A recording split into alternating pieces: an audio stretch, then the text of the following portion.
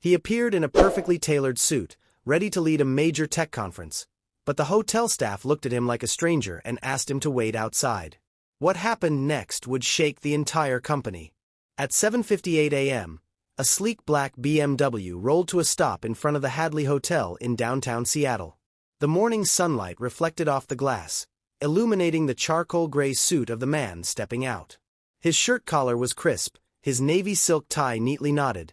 Every detail spoke of precision and the quiet confidence of a leader. His name was Marcus Tran, the CEO of Cineratech, a rising star in the AI industry. Today marked the opening of Cinera Summit, a flagship event he had spent the past year organizing. But the moment Marcus stepped out of the car, something strange happened. The valet glanced at him, then turned away as if he didn't exist. Marcus extended his keys, but the valet muttered, "Sorry, just a moment," and rushed off to help the car behind him. No greeting.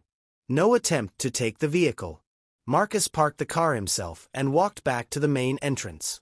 As he entered the lobby, the front desk receptionist, a woman in her mid-30s, didn't look up from her screen. "Can I help you? I'm here for the Cinera Summit.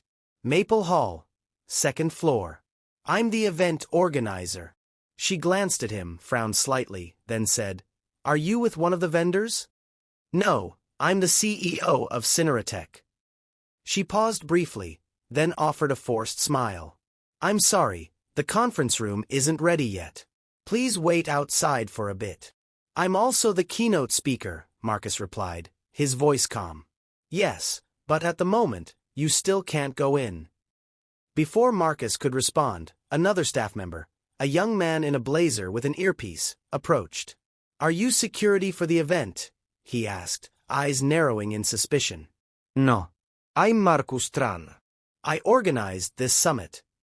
The staff member stared at him, then pointed to the door. "I'm going to have to ask you to wait outside." Marcus stepped back into the cold morning air. The clock read 8:09. His speech was still nearly an hour away, but he wasn't angry. What he felt instead was a quiet chill, like an invisible blade slicing through his pride. He pulled out his phone. On the other end, his assistant Jace picked up. "Did they welcome you yet, boss?" No. "They told me to wait outside." A brief silence. "You want me to come down?" No. "Focus on welcoming the investors. I'll handle this." Marcus hung up, adjusted his tie, and walked back into the lobby. The receptionist saw him and frowned. "You're still here? I told you."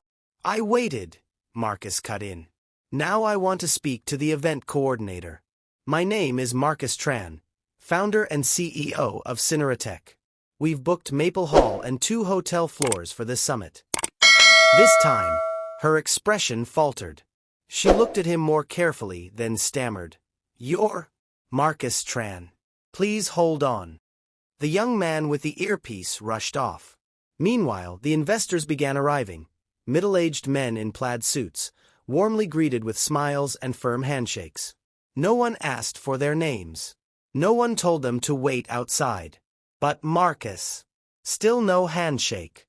Finally, a woman in event attire, Gina, appeared, apologizing profusely. "I am so sorry, Mr. Tran. We weren't notified you had arrived. Please, come in." No apology from the receptionist. No bow of the head. Just the quiet parting of people who had once blocked his way, now moving aside like water retreating from a passing ship. Marcus walked past them without a word. But in his mind, a decision had already been made.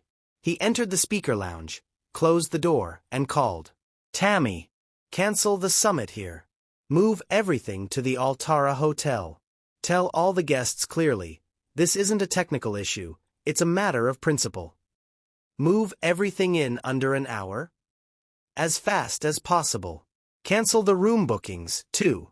If they charge a penalty, deduct it from my personal account." Tammy didn't ask why. She understood.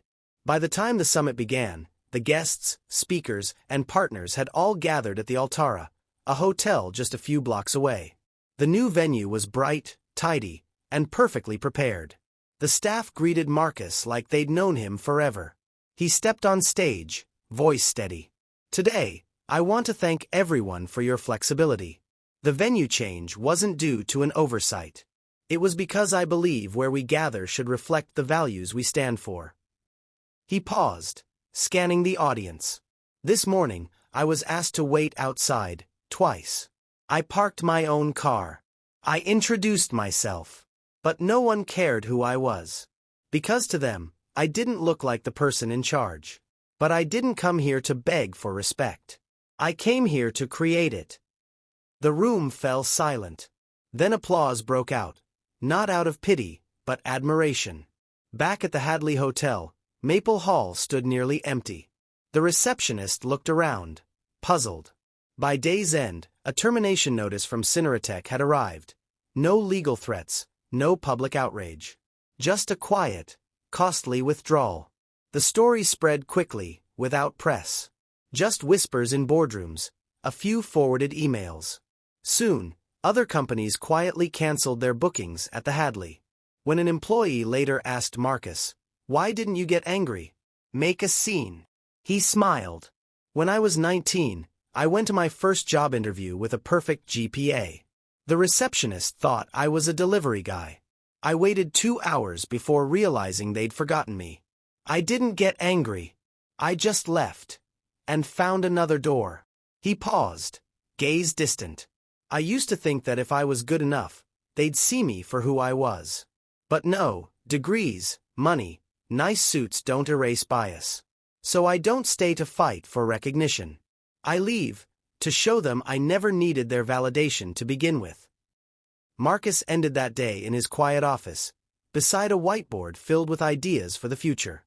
No one doubted who he was anymore, not because he made noise, but because he walked away, leaving behind a system no longer worthy of him. And when a young employee came in, asking, "How do you stop these things from hurting you?" Marcus smiled. "You don't. You just learn to walk away, with your pride intact."